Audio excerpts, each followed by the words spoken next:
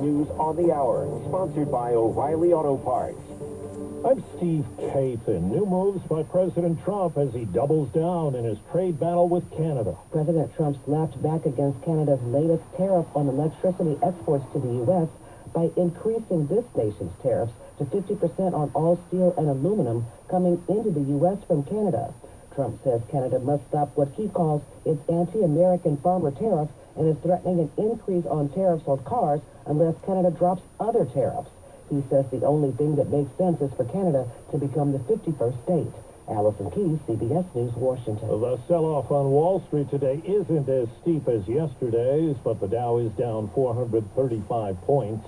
PNC economist Gus Fauché. I don't expect these tariffs to last particularly long. You know, you can see the negative market reaction. President Trump is concerned about what the stock market is doing. He takes that as a reflection on his presidency. On Capitol Hill, House Speaker Johnson sets a vote for later today on a continuing resolution. We'll have the votes. We're going to pass the CR. We can do it on our own. But what I'm saying is Democrats ought to do the responsible thing, follow their own advice in every previous scenario, and keep the government open. Some Republicans have voiced opposition. Secretary of State Rubio and other U.S. officials meet with Ukrainian representatives in Saudi Arabia.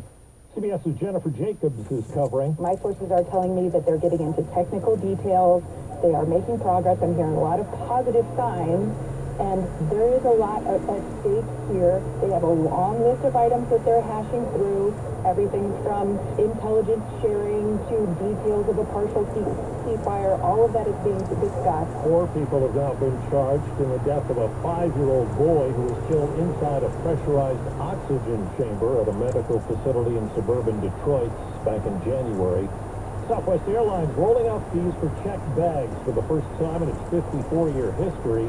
Industry analyst Henry Hartevelt says it's a bad move. I think that Southwest is feeling pressure from its board and one of its largest shareholders to make money and make money fast. 5 years ago today, the World Health Organization branded the coronavirus outbreak a global pandemic. Dr. Ashish Jha was the COVID czar in the Biden administration. A large part of the job I focused on when I was at the White House was making sure we are better prepared. And I would argue we are absolutely better prepared today than we were 5 years ago. But, you know, I always think about the military's kind of mindset on preparation. It's not a one and done. They're constantly preparing. That's the way we should be treating this. Wall Street, the Dow is down 423. This is CBS News. Well, that's today's news. I didn't hear any good news, did you? I didn't think so. I guess it's all about perspective. The glass is half full. Well, as always, I'd like to thank you again for coming along with me on these Dash Cam News adventures. You know the drill. Peace, love, and all that hippie jazz. Bye-bye, everybody. It's 52 degrees in